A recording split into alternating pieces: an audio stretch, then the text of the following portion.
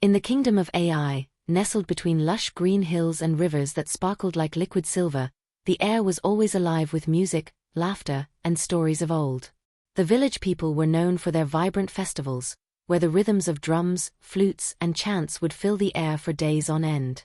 At the heart of this joyous land stood the grand palace of King Cheta and Queen Iphioma, who ruled with wisdom and kindness. The royal couple had 4 daughters, each one a unique bloom in the garden of their lineage. The eldest, Princess Ego, was a young woman of remarkable talents, but her story was not one of easy triumph. It was a tale of struggle, self-discovery, and the pursuit of acceptance. Unlike her younger sisters, Ego was not celebrated for her beauty. Her body size, which some in the kingdom considered unusual, became the subject of cruel whispers and mocking rhymes. The giant princess, the children called her, and adults too were not free of blame, often passing comments as if she were invisible. Ego's sisters, Yulo, Neka, and Adiz, were adored for their delicate features and graceful demeanor. Suitors came from far and wide, bringing gifts of gold, spices, and silk, hoping to win their hands in marriage. But no one came for Ego. In her solitude, Ego found solace in dance. She would retreat to her chamber or a hidden clearing in the palace gardens, where she could sway to the rhythms in her heart, unbothered by the world's judgment. Her movements, fluid and full of passion, told stories of freedom and longing that words could not convey. Queen Iphioma often watched Ego from a distance, her heart heavy with concern. In AI, a princess's destiny was intricately tied to marriage, and the whispers about Ego's unmarried state grew louder with each passing year. One evening, the queen called Ego to her chambers. The moonlight streamed through the windows, casting a soft glow over the room. "My dear daughter," the queen began, her voice filled with gentle urgency, "you are a treasure of this family. But the world outside values what it can see before it seeks what lies within. I wish for you to find someone who cherishes you, someone who sees your worth as I do." Ego's eyes welled with tears. "Mother," she said, "I do not believe such a person exists. Perhaps I am meant to live my days here, in the palace, as a princess no one wants." The queen took her hands and said, "Never say that. True love is rare, but it is not impossible. Trust in yourself, and when the time comes, you must have the courage to open your heart." The annual festival of AI was a spectacle that drew visitors from across the land. The week-long event was a celebration of music, dance, and unity, with feasts and parades lighting up the village streets. Ego's sisters adored the festival, donning elaborate dresses and jewels to mingle with guests and display their charm. But for Ego, the festival was bittersweet. While others danced in the market square under strings of lanterns, she watched from the balcony, her heart yearning to join yet held back by fear of mockery. On the 3rd night of the festival, Ego slipped away to her secret clearing. Under the vast, star-studded sky, she let herself go, dancing to the distant rhythms of the festival. Her movements were unrestrained, her soul free. As she spun in the moonlight, she heard a drumbeat distinct from the festival music. It was closer, more personal. Startled, she stopped and turned. "Who's there?" she called, her voice steady but wary. From the shadows stepped a man, carrying a small drum. He was tall and lean, with a warm smile that lit up his face. His clothes, though simple, were adorned with intricate patterns, marking him as a traveler.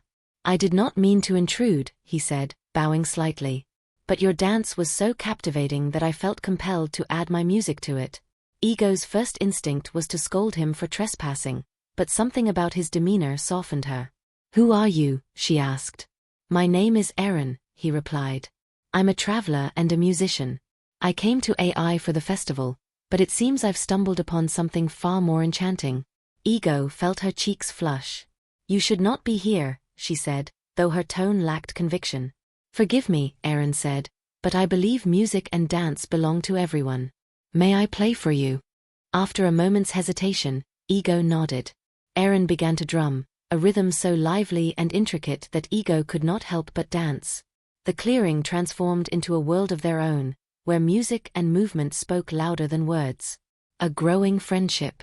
Over the next few days, Ego and Aaron met in secret. They shared stories, laughter, and dreams.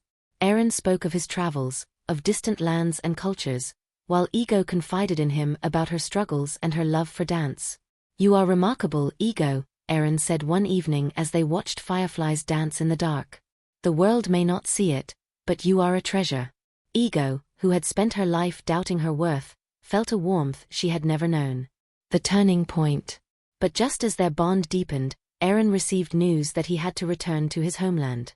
"I will come back for you," he promised. "Wait for me, Ego." Ego watched him leave, her heart heavy with longing yet filled with hope. Months passed, and Ego's life took an unexpected turn. A mysterious illness swept through the kingdom, forcing people to stay indoors and rely on limited resources. Ego fell gravely ill, and when she recovered, her body had changed. Her previously full figure was now slender, and the kingdom took notice. Suddenly, Ego was celebrated for her beauty. Suitors who had once ignored her came flocking to the palace with gifts and proposals. At first, Ego was flattered by the attention, but she soon realized how shallow it was. These men saw only her appearance, not the person within. When Erin finally returned, he found Ego surrounded by admirers. But when he approached her, eager to rekindle their connection, Ego hesitated. "I have many suitors now," she said, her voice cold. "I do not think we are meant to be." Erin's face fell, but he nodded. "If that is your choice, Ego, I will respect it," he said, and walked away. A lesson in love. Ego soon discovered that the attention of her new admirers was fleeting. They valued her only for her looks, and as her body changed once more, they disappeared. She found herself lonelier than ever, haunted by the memory of the man who had loved her for who she truly was. One day, she heard that Erin had married a woman from his homeland. The news shattered her. She realized too late that she had let go of the one person who had seen her worth beyond appearances. A new beginning. Ego's story became a lesson for the people of AI.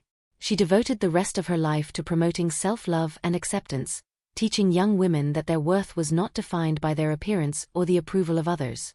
Through her pain, Ego found purpose, and her name became a symbol of resilience and self-discovery. True love is not about appearances or fleeting admiration. It is about seeing and cherishing the soul of a person, accepting them as they are.